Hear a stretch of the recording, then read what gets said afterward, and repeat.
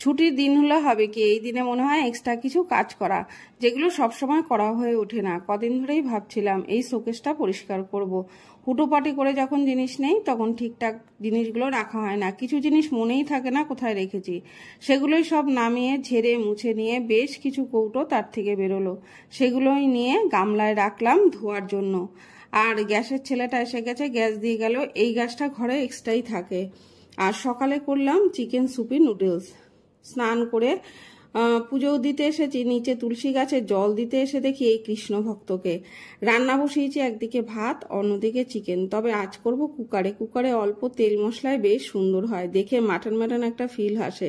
সাথে ডাল, উচ্ছে, আলু কুমড়ো ভাজা আর আমের চাটনি। রাতে হলো রুটি। আর এই রুটি করবার পর গ্যাস ভীষণ নোংরা হয়, সেগুলোই সব পরিষ্কার করে নিয়ে আজকের মতো টাটা।